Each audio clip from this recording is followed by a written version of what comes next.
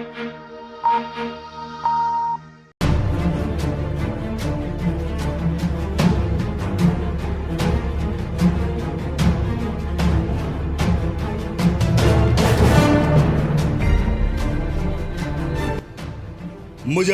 में रविवार को अग्निपथ योजना के विरोध में राष्ट्रीय लोकदल द्वारा शाहपुर के पैठ बाजार में एक रैली का आयोजन किया गया, जिसमें रालोद के अध्यक्ष चौधरी जयंत ने अग्निपथ योजना को लेकर भाजपा पर जमकर निशाना साधा।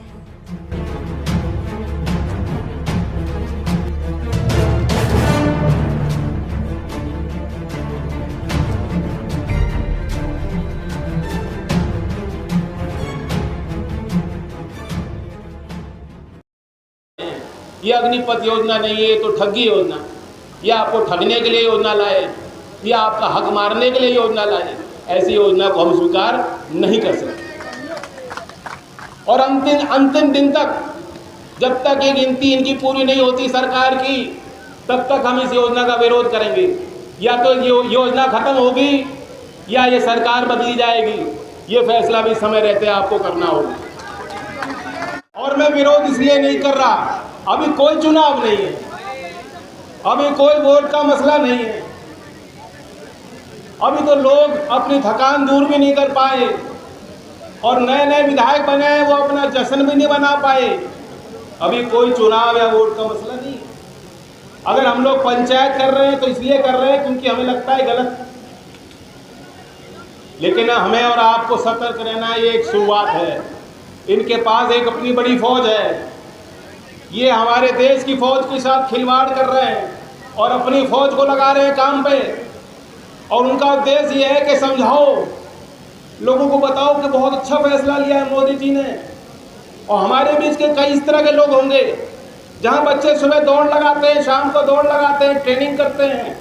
गांव में आपके पास आरएसएस के लोग आएंगे, वो कहेंगे भाई तुम विरोध मत करो, तुम्हारी बड़ी अच्छी नौकरी लगने जा रही है। आनंद महिंद्रा साहब ने कहा है कि महिंद्रा में आपको नौकरी लगेगी। रतन टाटा जी ने कहा कि आ जाओ, टाटा के दरवाजे तुम्हारे लिए खुले हैं। अदानी जी कह चुके हैं, हमारे कैलाश विजय गर्ग भी कह चुके हैं कि 4 साल बाद क्या होना है। मैं पूछना चाहता हूं, आपने तो देखा ही है, मुजफ्फरनगर में भी बीजेपी का कार्यालय होगा। देश के हर जिले में जब से सरकार आई, इन्होंने मोटे लोगों से मोटा चंदा वसूला, खूब पैसा कमाया।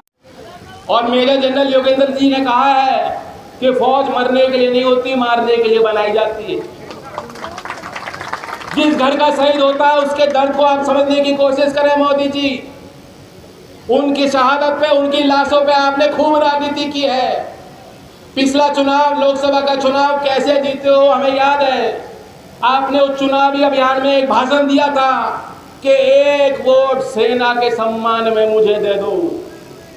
याद होगा, ऐसी भाषा कभी किसी प्रधानमंत्री पद के दावेदार ने कभी नहीं कही।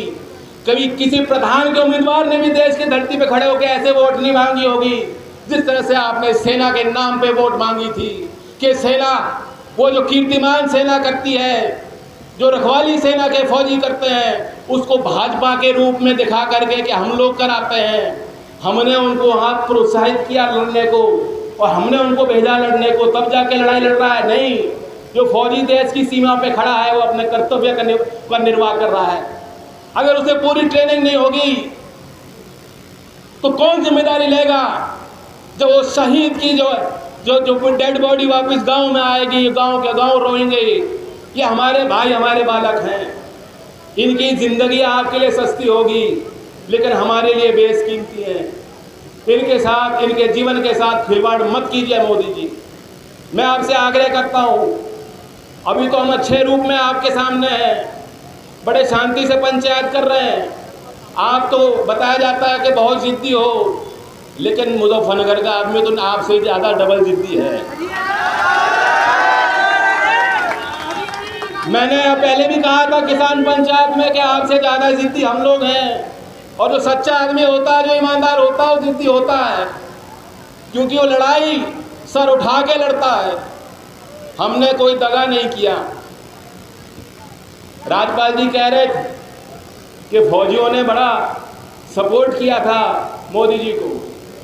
लेकिन आप इनकी इतिहास खोल के देखेंगे, गुजरात से लेकर के यहाँ तक जहाँ तक पहुँचे हैं, जो इनका ज़्यादा साथ देता है, ऐसा कोई सगा नहीं जिसको इन्होंने ठगा नहीं।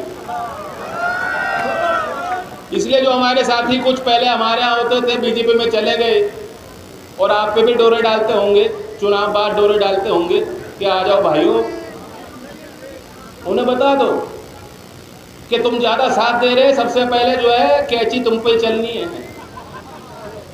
और चल रही है। ये आप पे ही कैची चल रही है, ये कुल्हाड़ी आपको ही मारी जा रही है। पंजाब, राजस्थान, हरियाणा, उन प्रदेशों पे जिन क्षेत्रों ने किसानों के लिए लड़ाई लड़ी।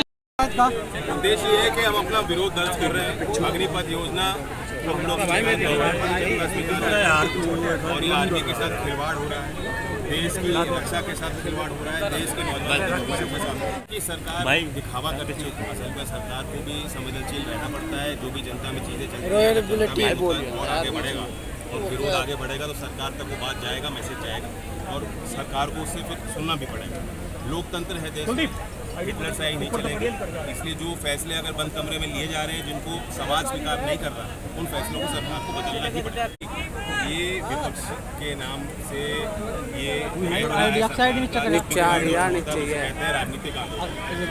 राजनीति अगर रोजगार के सवाल पे नहीं होगी, किसान के मुद्दे पे, नौजवान के मुद्दे पे नहीं होगी, तो किस सवाल पे? विपक्षी पार्टियों की अपनी जिम्मेदारी आती है, जब सरकार को गलत फैसला लेगी तो जनता के बीच जाएगा। बाकी जो हिंसा हुई उसकी हम सबने आलोचना की, मैंने खुद भी अपील करी नौजवानों से शांति करने के लिए। इतनी शांति कार्यक्रम कर रहे हैं या कहीं भी